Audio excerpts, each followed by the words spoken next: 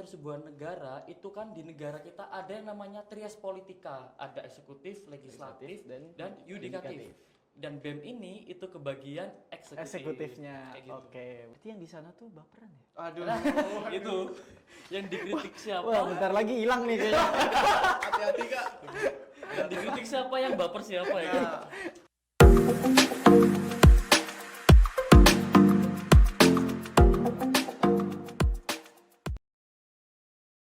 Oke, assalamualaikum warahmatullahi wabarakatuh. Waalaikumsalam warahmatullahi wabarakatuh. Sebelumnya aku di sini mau ngucapin makasih banyak nih kepada Mas yang satu ini dan juga Mas yang satu ini. Ini kalau boleh tahu kenapa nih warnanya beda-beda kayak gitu?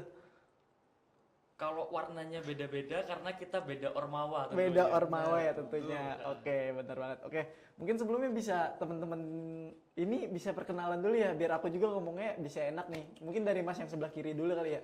Oke, kenalin, nama aku Madirda Mada Agusta, bisa dipanggil Mada. Dan aku dari Ormawa BEM FEB UM, dan alhamdulillah untuk di tahun ini menjadi gubernur mahasiswa atau menjadi ketua umum dari Badan Eksekutif Mahasiswa gitu. Oke, berarti Mas Mada ini bisa dibilang nih untuk seluruh teman-teman mahasiswa FE ini banyak yang tahu dong tentunya. Insya Allah. Oke Mas Mada. Kita lanjut ke Mas yang sampingnya Mas Mada mungkin ya. Ini Mas yang satunya ini pakai baju. Ini cerah banget ya kayaknya ya. siap. Kalau boleh tahu Mas yang satu ini dari mana? Namanya siapa sih Mas? Oke, kenalin, nama aku Ronaldo Satria Widodo, biasa dipanggil Aldo sama teman-teman.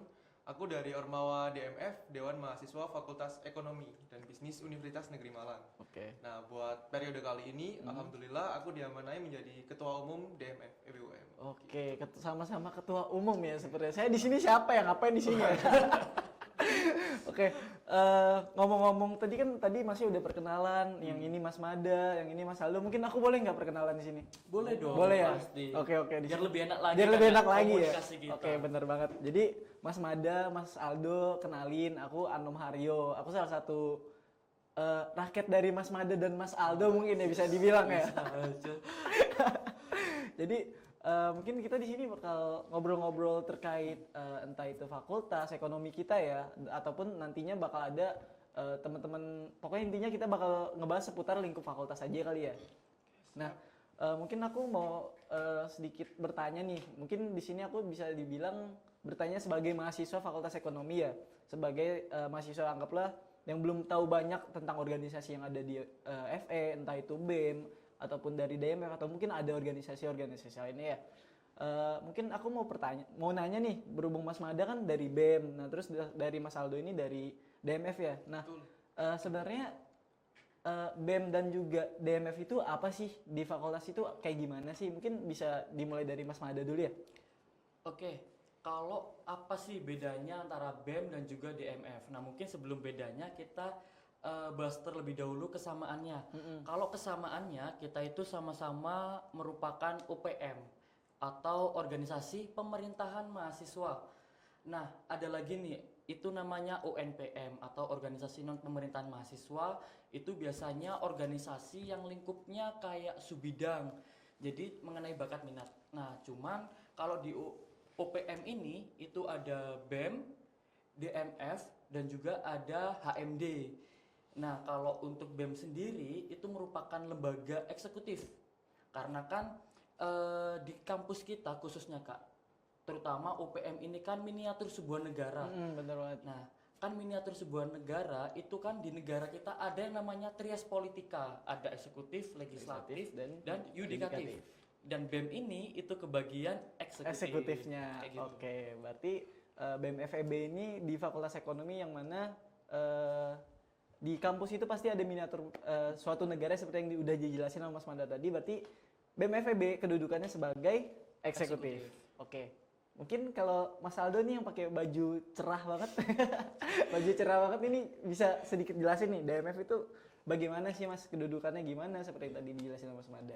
Oke, kembali ke kampus ya. Kampus kan merupakan miniatur terkecil dari sebuah negara nih. Iya. Nah, negara kita kan bentuk pemerintahannya demokrasi. Terus pemegang kekuasaan tertingginya presiden kan. Nah, sama juga di lingkup kampus itu kita mengambil referensi dari negara Indonesia pastinya. Nah, di kampus sendiri ada yang namanya Badan Eksekutif Mahasiswa di lingkup kampus, itu nyebutnya sebagai Presiden Mahasiswa ketuanya. Dan ada DPM. Nah, DPM ini kalau ibaratnya sebuah negara itu DPR-nya, DPR RI-nya. DPR Nah, RI-nya. Oke. kalau kita turun lagi di tingkat fakultas, kalau di negara tingkat fakultas itu sama dengan tingkat provinsi ya Mas Mada. Betul, betul banget, Aldo. Tingkat provinsi. Jadi Mas Mada di sini sebagai gubernurnya dan pasti tingkat provinsi juga ada DPR-nya. Oke. DPRD namanya. DPRD. Nah, kalau di FE sendiri itu namanya Dewan Mahasiswa Fakultas Ekonomi dan Bisnis, DMFEBUM. Nah, DMFEBUM di sini itu sama dengan DPRD-nya tingkat provinsi. Kita sebagai lembaga legislatifnya. Seperti itu Mas Ano. Oke, Mas Aldo, berarti kurang lebih hampir mirip lah yang dijelaskan sama Mas Mada, tapi ya bedanya kalau BEM kan eksekutif, kalau misalkan dari DMF ini legislatifnya ya.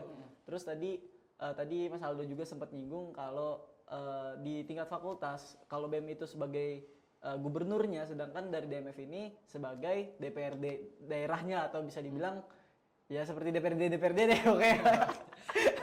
Oke, ini aku lihat-lihat di apa namanya PDH ya, disebutnya PDH ya. Iya, PDH, Di PDH-nya baju Mas kerja. Mada sama di PDH-nya Mas Aldo itu sama-sama ada logo tuh.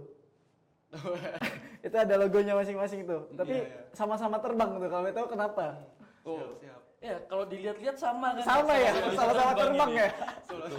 Berarti emang dari BEM FEB dan juga Dewan ini emang udah klub banget ya kalau udah di fakultas ya. Betul. Oke. Sebenarnya berarti itu tadi apa? Kalau boleh tahu yang ada terbang-terbang itu di sini? Oh, kalau ini Iya. logo ini tuh merupakan kabinet Kabinet. Oke. Atau biasa disebut logo kerja kayak gitu. Logo kerja ya. Ini yang mempresentasikan ketika kita satu periode kerja di BEM itu kayak gimana. Nah, itu direpresentasikan di logo yang ada di sisi kanan PDH ini. kayak Oke. gitu. Nah, Kalau dari Masnya nih, kalau boleh tahu kenapa itu lebih milih elang? Kalau yang ini kalau nggak salah kupu-kupu ya? Kupu-kupu, Oke. betul.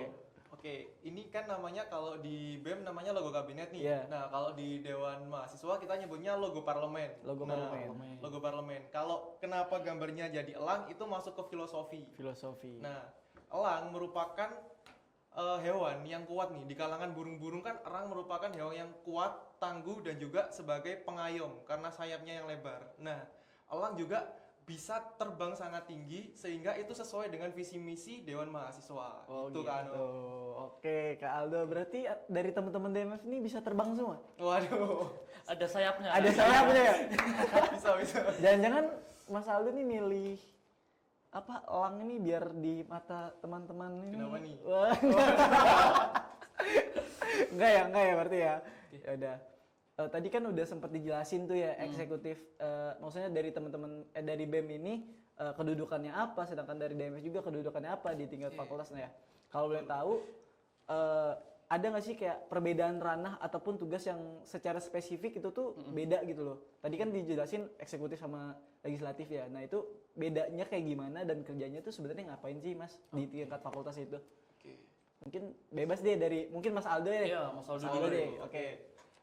Jadi kita di MF ini kembali lagi ya, kita ngambil referensinya dari negara kita, DPR. Nah, kita tahu DPR itu punya trifungsi. Yang pertama fungsi pengawasan, yang kedua fungsi legislasi, dan yang ketiga ini fungsi anggaran. Nah, di DMF sendiri kita menerapkan fungsi-fungsi tersebut ke DMF-nya kita. Tapi kita juga menyesuaikan. Contohnya di fungsi pengawasan kita ada nih di Komisi C Mas Anom. Nah, di Komisi C itu apa sih yang kita awasin? Yang kita awasin adalah lembaga-lembaga atau kita kenalnya organisasi mahasiswa di lingkungan fakultas. Nah, untuk tahun ini sendiri ada 15 organisasi mahasiswa termasuk DMF itu sendiri. Nah, lalu fungsi yang kedua fungsi legislasi. Fungsi legislasi itu fungsi untuk membuat, merancang dan menetapkan produk hukum. Nah, produk hukum sendiri itu ada banyak kan Mas Anom? Iya. Ada undang-undang, terus ada ketetapan, keputusan. Nah, itu kita yang bikin, kita yang merumuskan. Lah, lalu kalau di DPR kan ada fungsi anggaran nih. Iya. Nah, ini menariknya. Kalau di fakultas kita, fungsi ini belum bisa diterapkan. Karena kita tahu sendiri bahwa pembagian anggaran untuk masing-masing ormawa ini yang menentukan adalah langsung dari pihak fakultas kan, melalui lokakarya. Nah, tapi di universitas lain deh, kita ambil contoh itu mereka bisa menetapkan fungsi anggaran karena yang membagi anggaran ini langsung dari DMF-nya. Dari DMF langsung ya. Betul. Menariknya di situ. Terus kita ada satu fungsi lagi di DMF kita, yaitu fungsi advokasi dan komunikasi.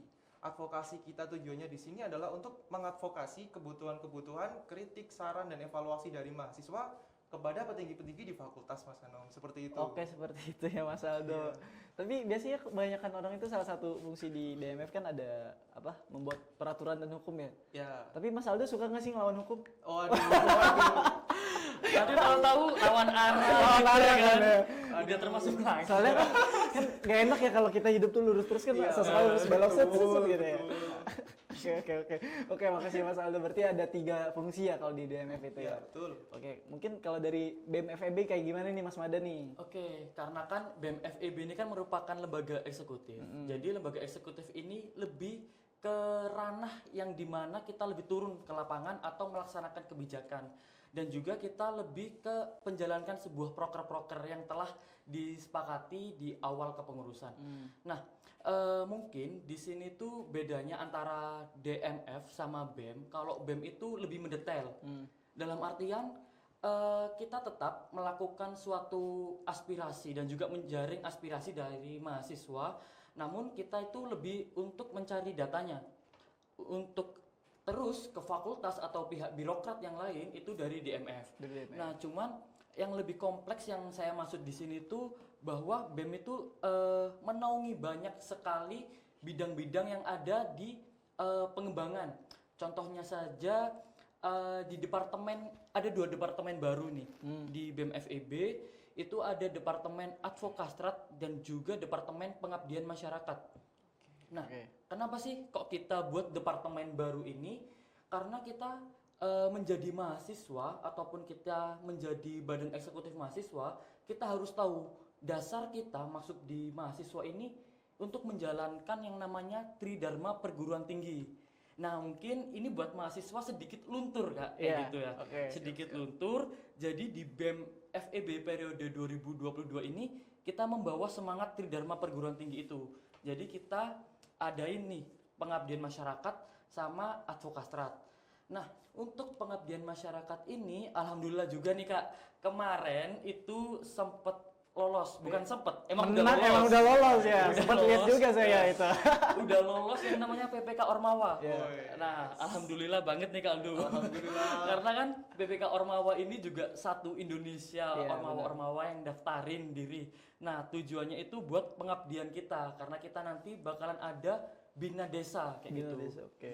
Nah, lalu ada yang namanya advokastrat di departemen baru juga ini. Karena kan mungkin dari beberapa BEM tahun-tahun sebelumnya itu kan kita cuma menginformasikan saja segala kebijakan dan yang lain. Cuma yang perlu kita perhatikan lagi bahwa BEM itu juga berhak untuk mengkritisi dan juga menyikapi gitu. Nah, terus selain itu BEM itu juga menjadi ini Kak, menampung atau menjadi penanggung jawab dari 10 subbidang yang ada di FE. Jadi mulai keolahragaan, penalaran, dan juga kesenian seperti itu. Oke. Berarti dari aku tangkepnya nih antara lembaga eksekutif BEM FEB dan juga legislatif dari DMF FEB. DMF FEB adalah lembaga yang membuat peraturan, sedangkan dari BEM FEB ini yang menerapkannya ya berarti ya. Betul. Oke, berarti kalau misalkan dari DMF FEB menerapkan, wah kita harus potong rambut semua botak, itu bakal diterapin nggak? Agak berat ya kayaknya ya. Berat itu. Oke. Terus aku mau nanya nih ke Mas Mada atau Mas Aldo, mungkin ya terserah ya salah satu aja. Tadi kan kalau kalau di DMF FEB itu ada komisi yang mana itu pengawasan organisasi dan juga di BEM FEB juga ada yang menaungi terkait bakat minat ya. Betul. Nah, kalau misalkan di tingkat fakultas itu kan sebenarnya lembaga eksekutif itu cuma BEM FEB aja atau ada yang lain sih? Bisa dijawab sama Mas Pada langsung nih. Mungkin karena sesama eksekutif Iya, lebih boleh. tahu gitu Lebih ya. tahu ya, boleh. Oke. Kalau lembaga eksekutif yang ada di fakultas itu sebenarnya ada 2 Kak. Ada BEM dan juga HMD. HMD. Kalau Dulu penyulutan HMD. tuh, Iya. HMD ya. Himpunan Mahasiswa Jurusan. Jurusan. Berhubung sekarang SK Rektor baru, Iya. ada ketetapan yang baru, sekarang jurusan berubah nama jadi HMD. departemen. Departemen. Nah, jadi Untuk BEM ini itu ranahnya atau cakupannya itu lebih luas, itu fakultas. Fakultas. Tapi kalau lebih mendalam lagi, itu juga ada Kak ranah eksekutifnya. Itu dipegang oleh HMD, Himpunan Mahasiswa Departemen kayak gitu. Dan di FE sendiri, FEB ya khususnya, Iya. FEB itu ada 3 departemen, departemen akuntansi, Akuntansi, manajemen, sama EKP. dan EKP. Mm-mm. Oke. Berarti ada eksekutif lainnya lah istilahnya Betul, tadi ya betul. di fakultas itu. Nah, tapi selain itu, selain apa namanya? Selain dari tingkatan atau ranahnya, kalau BMFB kan berarti kan sefakultas ya. Kalau departemen-departemen itu departemennya Sedepartemen. masing-masing. Nah, kalau dari segi program kerja ataupun hal-hal yang diterapkan dari lembaga eksekutif yang di fakultas ini, ada sedikit perbedaan nggak sih? Entah fokusnya kemana atau ranahnya kemana, kayak gitu-gitu ada nggak sih Mas Mada? Oke, kalau kita berbicara soal ranah, karena kan ranahnya fakultas lebih tinggi lah hitungannya kan daripada departemen. Benar. Jadi sesuai dengan visi BEM periode ini, itu kita ingin mensejahterakan masyarakat dan juga mahasiswa. Nah, bedanya kalau kita di HMD, mungkin dulu aku juga sebagai HMD Kak ya di tahun kemarin. Iya. Nah, kalau di HMD tahun kemarin mungkin kita lebih fokus untuk melaksanakan program kerja yang hitungannya itu kayak kita melakukan perlombaan dan untuk mencari akademiknya saja tanpa kayak kita lebih ingin membantu mahasiswa ataupun masyarakat secara luas, meskipun itu juga ada tapi sedikit minim. Beda halnya sama BEM. Kalau BEM itu karena sesuai dengan visi dan ada departemen baru ini namanya Pengmas, kita ada pengabdian, di mana pengabdian ini kita secara lingkup kecil itu ke mahasiswa dan secara besar ke masyarakat. Yeah. Nah, ke mahasiswanya ini kita memiliki produk istilahnya. Produk. Kalau di DMF mungkin produk ya. Iya, Kalau di betul. sini itu suatu proker ataupun Proker. agenda Oke, gitu. Nah, kita memiliki agenda unggulan yaitu beasiswa filantropi.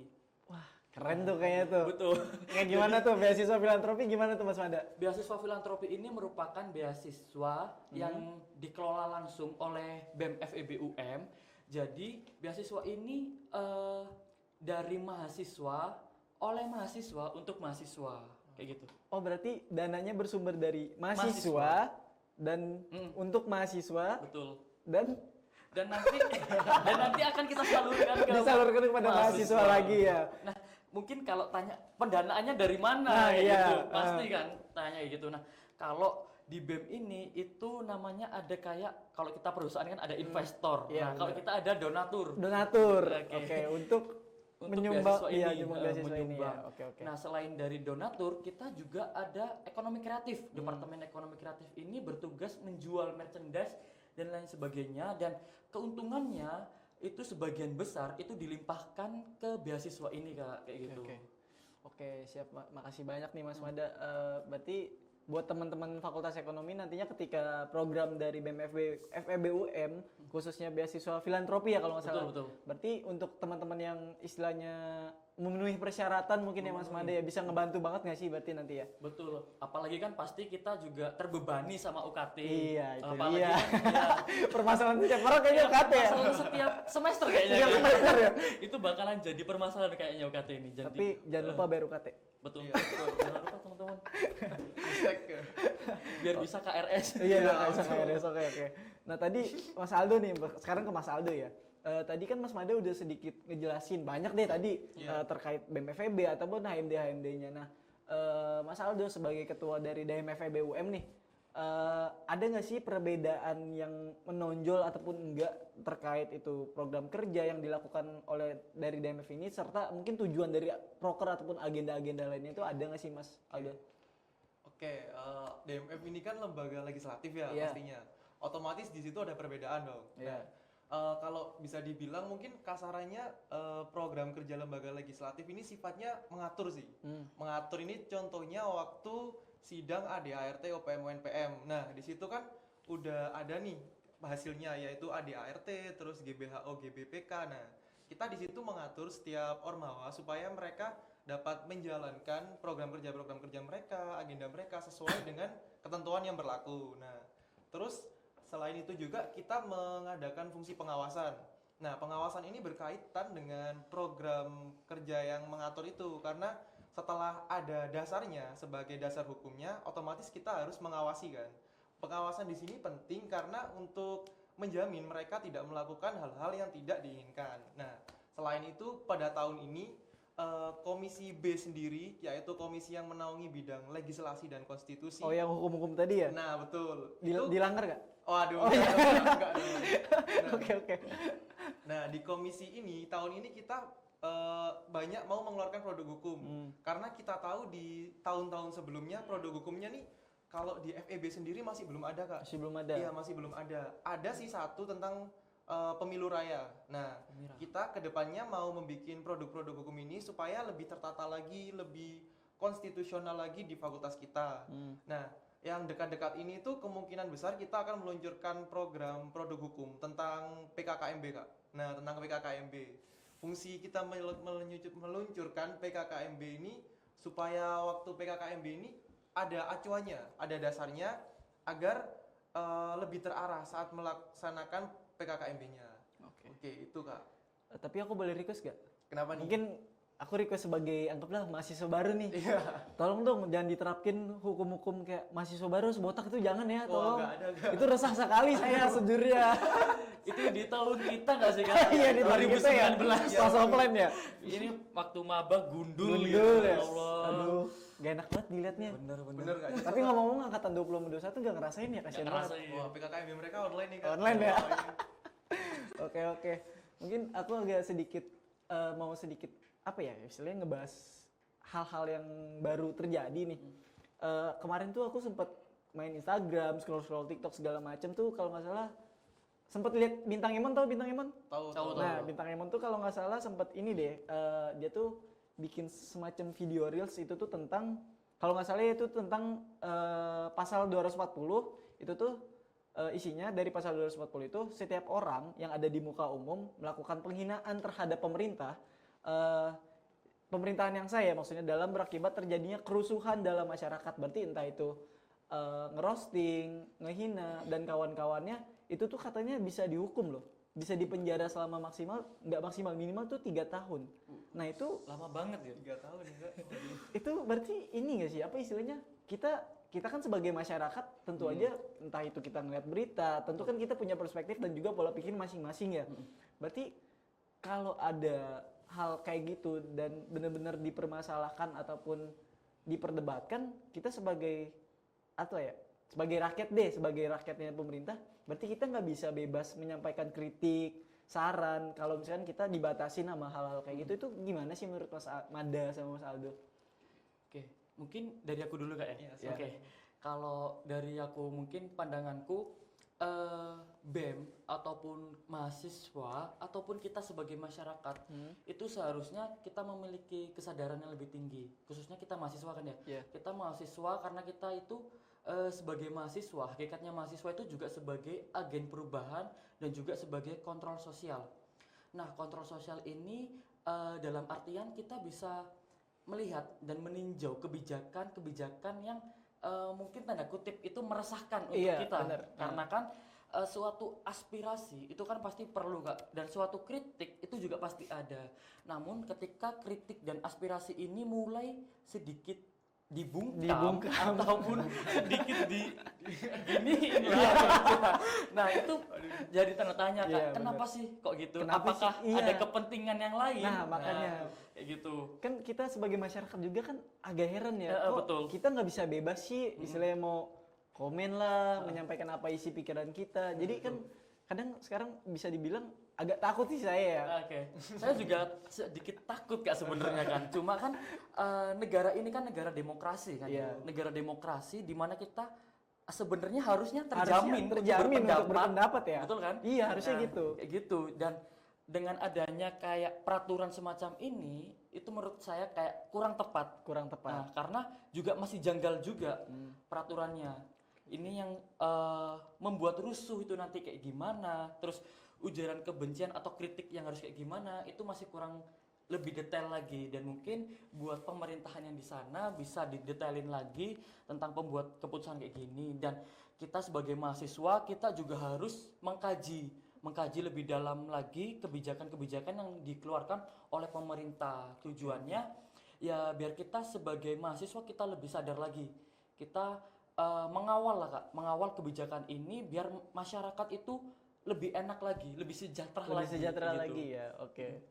Soalnya kan ya kita dari bukan zaman dulu lah, anggaplah buyut-buyut kita, entah itu pas demo itu segala macam, ya masih secara langsung sih ya, tapi berarti kan kita ya salah satu medianya kan lewat sosial media dan Betul, kawan-kawannya betul. kan, tapi kenapa gitu loh, harus dibatasi gitu kan, kita juga pengen ngomong lah istilahnya, Nah, Iya, mengekspresikan mengekspresikan Iya, apa yang kita rasa ya. betul. kan nggak harus lewat demo, Nah, lewat benar. media sosial kan bisa. Bisa. Cuma media sosial di Bungkam. Waduh, Oke, oke. waduh. Nah gimana nih kalau menurut sudut pandangnya Mas Aldo gimana tuh terkait hal itu? Oke, kalau terkait hal itu kan sebenarnya RKUHP udah dibahas dari tahun 2019 kan. Betul. Nah, Betul. terus waktu itu rame ada penolakan dari mahasiswa. Mahasiswa kan pasti turun kan kalau nggak terima atau ada penolakan kayak gitu. Nah, itu sempat turun tuh RKUHP dan akhir-akhir ini dibahas lagi, di blow up lagi. Nah, kalau menurut saya bentuk tersinggung orang itu kan beda-beda ya. Iya Betul. benar. Nah, dengan adanya peraturan itu, jadi peraturan itu terlalu bias kalau menurut saya. Terlalu bias, terlalu mengambang, dan peraturan-peraturan ini itu terlalu mengedepankan tentang perasaan. Nah, sedangkan kita bernegara, waktu kita ada di forum, itu kan kita harus mengedepankan rasionalisasi, logika, data, dan fakta yang ada, daripada sekedar perasaan. Nah, dengan adanya peraturan ini, itu seakan-akan membatasi kita untuk menyuarakan suara kita, untuk mengkritik pemerintah atau memberikan masukan kepada pemerintah seperti itu, Kak. Nah, Oke. di sini bisa dilihat sih sebenarnya pemerintah tuh seakan-akan takut ya Takut. akan kritikan dari masyarakat. Terus ini kan adanya dari 2019 nih. Iya. Nah, 2019 itu kan media sosial mulai kencang nih, Iya, mulai benar banget. dikenal, mulai banyak yang menggunakan. Nah, di situ sebenarnya bisa menjadi tolak ukur juga sih bahwa peraturan ini dibuat itu seakan-akan untuk menghindari konflik di media sosial tentang pemerintah. Nah, kembali lagi seakan-akan pemerintah tuh takut tentang kritikan ini. Sedangkan kritikan itu kan penting kan, Kak? Kritikan itu penting untuk membangun mereka, memberikan mereka masukan dari Oke. sudut pandang yang berbeda. Benar. Nah, seperti itu sih mungkin. Berarti yang di sana tuh baperan ya? Aduh, Itu yang dikritik siapa? Wah, bentar lagi hilang nih kayaknya. hati-hati, Kak. Yang dikritik siapa? Yang baper siapa ya? Nah, Aduh, ada tukang bakso bawa hati tuh, awas Kalau tuh. saya hilang minta tolong ya. Halo. Gampang alamatnya mana? Aman. Aman-aman. Oke Mas Aldo, Mas Mada, makasih. Berarti intinya sebenarnya mungkin bisa dibilang kebijakan itu perlu dipertimbangin ulang ya. Betul. Soalnya ya kan masyarakat yang main sosial media, ngelihat sosial media dan kawan-kawannya itu banyak banget kan. Dan Betul. itu pun bisa dibilang agak kurang spesifik nggak sih? Betul. Ditujukannya untuk siapa dan sifatnya bagaimana, bentuknya apa, ya kan? Iya nggak sih? Iya, Ya, betul. Oke. harus dikaji ulang sih. Dikaji ulang ya. Nah kalau misalkan nih tiba-tiba dari Mas Mada sama Mas Aldo ditawarin, Mas Mada, Mas Aldo, ayo sini ikut kaji ulang sama kita gitu. Waduh. Maksudnya sama yang di sana ya. Mas Mada sama Mas Aldo yang mau di nggak? istana nih. Iya. Jauh banget. Ya kan enak bro. Iya. Kita bisa makan enak. Itu kan ada prinsipnya. Oh nggak gitu ya? Kayak gitu. Seenggaknya kan bayar pajak nggak sia-sia. Buat makan uang tadi. Oke. Aku lanjut ke topik selanjutnya ya. Pertanyaan selanjutnya. Nah tadi kan kalau dari BEM FEB itu lembaga eksekutif. Nah lembaga eksekutif salah satunya diawasi sama DMF ya. Nah kalau DMF itu apakah bisa seenak jidat atau ada yang ngawasin juga nggak sih Mas Oke. Aldo? Oke, ambil referensi lagi nih DPR Oke. RI. Oke. Nah, DPR RI itu ada yang namanya Badan Kehormatan. Nah, Badan Kehormatan itu memang nggak mengawasi mereka sih, tapi Badan Kehormatan ini menjaga DPR, dewan-dewan yang ada di sana, supaya mereka beretika dan nggak keluar dari etika-etika yang baik. Oke. Nah, terus DPR itu sendiri diawasi langsung oleh rakyat.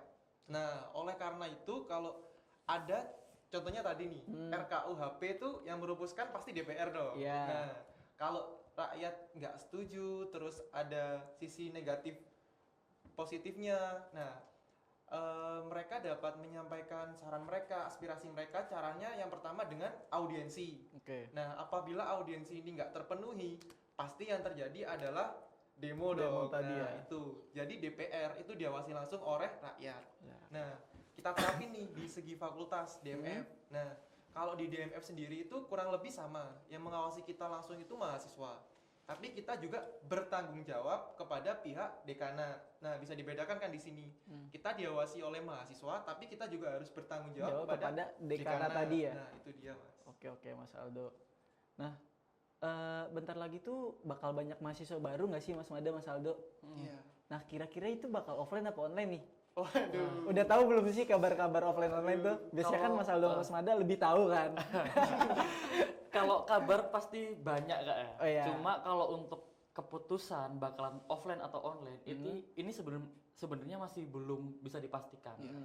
Sama SK-nya yang Sama keluar. SK yang Cuma kalau dari omong-omongan karena kan kita mungkin salah satu perwakilan dari fakultas Kak ya. Iya. Kita salah satu perwakilan dari fakultas juga sedikit tahu lah gimana kabar dari UNIF ataupun dari rektor kayak gitu. Nah, kalau omong-omongannya sih itu kita bakalan offline. Bakalan offline. Alhamdulillah. Bakalan ya. Cuma Ya. belum bisa dipastikan Oke, 100%. Ya. Cuma rumor itu ada kayak gitu. Ya, kangen gak sih sama temen? Kangen. Kangen Kangen juga ya. sama temen. Kangen dunia kampus, kangen Iya, kantin FEB kapan Iya. buka? Kapan ini? buka di kantin Mas? Aduh, saya pengen makan di kantin. Bosan ke tetangga. Oke. Nah, balik lagi ke offline ataupun online. Misal ternyata ini jadi offline nih. Jadi offline otomatis besar kemungkinan PKKMB dan kawan-kawannya bakal offline kan? Nah, Iya nggak? Iya. Iya. Nah, oke, anggaplah PKKMB bakal offline. Nah, di situ antara peran lembaga legislatif dan juga eksekutif itu bakal ada kolaborasi nggak sih? Entah itu nantinya sebagai panitia ataupun sebagai teman-teman yang istilahnya ngawasin adik-adiknya nih biar aman gitu. Ada nggak sih kolaborasinya? Oke, mungkin kalau dari segi eksekutif Kak ya. Iya. Kalau dari segi eksekutif ketika ada mahasiswa baru, tentunya eksekutif di sini tuh yang bertanggung jawab untuk melaksanakan PKKMB ini. Jadi dari BEM nanti akan mengadakan PKKMB nggak tahu nih bahkan offline apa online. Semoga offline. Semoga offline Biar dan bisa apa? biar bisa biar bisa makan di kantin. Oh, makan di kantin. Mas Aldo biasanya farming nih. Maaf ya Mas, Mas jangan dikeluarin saya, maaf.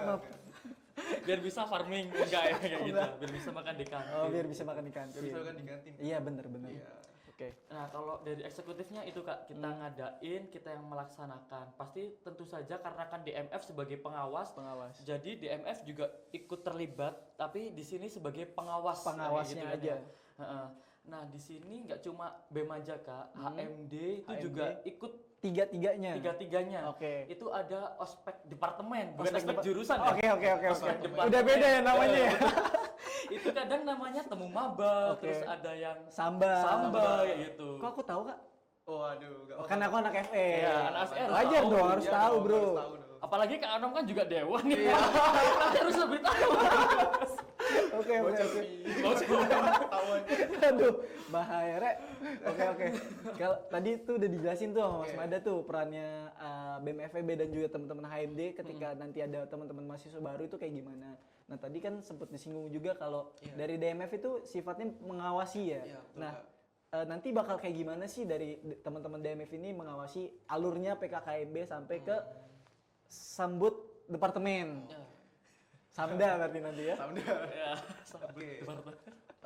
Ini tadi yang saya bilang kan awalnya kita bikin produk hukum nih. Produk hukum yaitu Undang-Undang PKKMB sebagai dasar untuk melakukan PKKMB-nya supaya PKKMB kita ini punya acuan, punya dasar hukum yang kuat. Terus prosedur-prosedur apa saja yang boleh dilakukan, apa yang nggak boleh dilakukan, apa yang baik untuk dilakukan waktu PKKMB-nya juga. Nah, waktu PKKMB-nya emang yang langsung mengeksekusi di lapangan itu pihak eksekutif kan dari BEM-nya sendiri. Kita dari pihak DMF itu harus mengawasi karena PKKMB-nya itu yang ikut kan besar kan, masa yang ikut tuh besar. Nah, di situ takutnya terjadi hal-hal yang tidak diinginkan, hal-hal yang kita semua tahu bersama. Oke. Oh, mungkin hal-hal yang kita tahu bersama tuh salah satunya farming. Nah, Oh iya, ngomong berarti tadi udah sempat dijawab juga ya sama Mas Aldo ya terkait pengawasannya bakal kayak gimana untuk PKKMB. Nah, biasanya kan zaman-zaman maba itu ini ya gimana ya? Ya tadi lah yang kayak aku bilang cutting-cutting sering farming lah, apalah segala macam dan aku sempat kepikiran kalau dari hal kayak gitu tuh bisa memunculkan masalah yang lebih besar, dalam artian entah itu kejahatan seksual dan pelecehan dan kawan-kawannya, kan itu bisa dibilang ya langkah kecil itu bisa dibilang dari situ kan. Betul. Nah, Iya betul. semisal nih amit-amit ya, tapi kita berharap semoga nggak kejadian di fakultas kita ataupun di UM ya. Semisal ternyata ada suatu kejadian, entah itu kekerasan seksual ataupun yang berhubungan dengan wanita, entah itu direndahin dan kawan-kawannya. Nah, dari teman-teman BEM FEB, HMD ataupun dari Dewan Mahasiswa itu kira-kira bisa ngebantu nggak sih untuk menyampaikan ataupun mengawal proses tersebut hingga selesai? Itu bisa nggak sih? Dan kalau misalkan emang bisa, kita itu harus ngelapor kemana dan bagaimana gitu? Mungkin dari Mas Mada dulu ya, atau Mas Aldo, silahkan deh. Oke. Gimana nih? Semada, Mas. Oke, mungkin kalau dari aku Kak, Iya. karena kejahatan seksual atau pelecehan seksual ini kan juga cukup bahaya ya, khususnya buat korban, karena kan korban juga pasti untuk speak up itu kan pasti juga malu kan. Bener banget. Nah, apalagi kalau hak korban ini juga diambil. Iya. Nah, jadi kalau dulu nih Kak, sedikit cerita aja, karena kan di UM ini kan juga bakalan ada yang namanya Satgas buat pelecehan seksual ini. Oke. Kalau sebelum adanya Satgas, jadi kita dari BEM itu kita mencari Kak, atau kita juga melindungi data-data korban. Kita bisa mencari datanya, kita bergerak dari situ, kita biar tahu bukti-buktinya konkret apa enggak kayak gitu ya. Nah, lalu kita juga bakalan serahin ke DMF, karena kan DMF yang bertugas dan memiliki fungsi untuk menyampaikan secara langsung Kepada dekanat Dek- tadi dekanat, ya. iya, ke pihak dekanat. Nah, namun kalau ada Satgas Covid, mungkin kita juga akan ada regulasi yang baru. Dengan adanya regulasi baru ini juga menguntungkan para mahasiswa, khususnya korban, karena kan pasti akan lebih akurat dan tepat penanganannya. Betul, karena kan betul. ini Satgas kan dibentuk, ya udah fokusnya di Ya situ. fokusnya di situ. Nah, pasti Biar kan- nggak kemana-mana ya. Biar nggak Biar kemana-mana, lebih fokus, dan oke. itu juga bagus adanya Satgas ini. Dan mungkin buat mahasiswa yang mungkin juga jadi korban-korban pelecehan seksual, ketika kalian dilecehkan atau ketika kalian jadi korban, pesan dari BEM ataupun dari Dewan mungkin dari kami nggak usah ingin menyampaikan, nggak usah malu-malu, karena kita juga pasti memberikan perlindungan. Pasti bakal kita bantuin banget ya Kita Mas Mada, bantuin Mas banget Aldo ya. sampai kasusnya selesai kayak gitu. Mungkin kalau dari pandangan aku kayak gitu sih Kak. Oke, makasih Mas Mada. Kalau dari Mas Aldo gimana nih Mas Aldo? Oke, tadi udah dijelaskan kan oleh Mas Madani. Jadi waktu kalau ada yang terkena kasus tersebut bisa lapor ke kita, entah ke Dewan atau ke BEM. Iya, Tapi betul. BEM yang bakal nyari ke lapangannya secara langsung kan. Nah, Betul.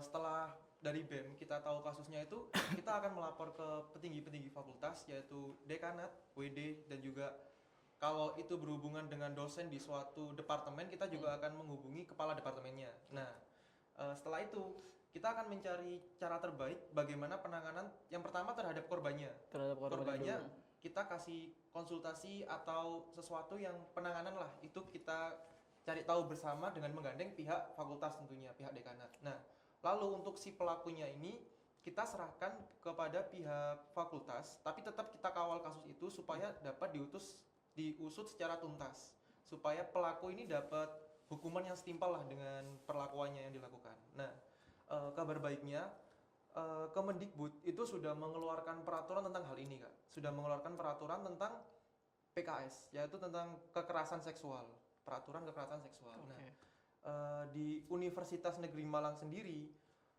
info yang saya dapatkan bulan Maret kalau nggak April tuh ya Kak, itu udah ada beberapa dosen dan beberapa mahasiswa dan beberapa staf nih yang dijaring dan dikasih pelatihan di Jakarta sana. Nah, jadi ada suatu lembaga yang memberikan pelatihan supaya mereka ini layak menjadi satgas. Dari situ kita bisa membentuk satgas yang lebih komprehensif sih di universitas, supaya kalau ada kasus-kasus kekerasan seksual ini bisa langsung lapor ke satgas tersebut. Nah, tapi sampai sekarang peraturan sendiri dari universitas itu belum ada tentang kekerasan seksual. Nah, sekarang kita masih menunggu dan sedikit menekankan kepada universitas untuk mengeluarkan peraturan tentang ini. Nah, setelah universitas mengeluarkannya, mungkin akan merambah ke fakultas untuk mengeluarkan peraturan yang terkait atau peraturan turunan. Mungkin seperti itu Kak. Oke, makasih Mas Aldo. Semoga nanti ya nggak ada lah kejadian-kejadian kayak gitu. Jangan sampai sih. Jangan sampai sih. Mungkin ini sih Kak, aku sedikit mau nambahin juga. Iya, boleh tentang banget Mas ini. Ada. Tentang Satgas ini, meskipun benar kita akan ada Satgas ya khususnya di UM ini, cuma kita sebagai mahasiswa ataupun saya sebagai BEM dan Mas Aldo sebagai Dewan, tetap kita harus mengawal juga Satgas ini. Bagaimana Satgas ini regulasinya seperti apa aja dan orang-orang di dalamnya nanti kerjanya kayak gimana. Karena kan seperti yang saya katakan tadi bahwa kita sebagai mahasiswa itu kita sebagai Yang mengawasi. sebagai kontrol kebijakan, kontrol sosial dan lain sebagainya, kita tetap harus memberikan pengawalan di situ. Oke, betul banget. Biar nantinya lembaga yang tadinya disebutin sama Mas Mada sama Mas Aldo bisa berjalan sebagaimana mestinya dan juga berfungsi ya buat orang banyak ya. Betul. Oke. Ini aku punya pertanyaan terakhir mungkin ya. Kemarin Kemarin terakhir aja ya. Masih berasa nih. oh masih berasa ya, masih seru. Ya tapi Semangat ini. kita udah di penghujung waktu nih. Udah agak mepet ya sebenarnya, tapi ya mungkin kita bisa ngebahas di lain waktu kali ya. Betul. Boleh. Ini kemarin saya itu sama teman-teman DMF sempet ke DPRD Jatim kunjungan dan ketemu sama yang namanya Pak Daniel, Mas Mada. Ketemu sama Mas Daniel, Pak Daniel, sorry. Nah, kata Pak Daniel, mahasiswa itu harus punya 3 poin. Oke, siap. Yang pertama, itu nilainya harus aman. IPK harus di atas 3. Mas Aldo aman? Aman. Mas Mada aman? Aman. Oke. Di atas 3,5. Oke, ngeri. Nah, yang kedua nih, mahasiswa itu harus jadi pemimpin. Wah, Mas Aldo pemimpin bukan? Alhamdulillah. Mas Mada? Udah. Tapi poin kedua aman. Aman. Nah, yang ketiga nih, poin paling penting sebagai mahasiswa. Apa nih? Aku udah tahu sih. Kok Mas. deg-degan lagi? Ini poin paling penting. Poin ketiga itu harus punya support system. Udah punya belum? Alhamdulillah. Alhamdulillah. Oke, Mas Mada. Udah. Berarti tinggal saya yang belum. Ya udah kalau gitu aku ngucapin makasih banyak sama Mas Mada, Mas Aldo udah mau join di sini ngobrol dan diskusi segala macam tadi udah banyak banget. Semoga di lain waktu bisa ngobrol-ngobrol lebih lanjut lagi, lebih dalam lagi. Boleh banget. Ya udah aku ngucapin makasih banyak, sampai berjumpa di Dewan Podcast selanjutnya. Oh, iya.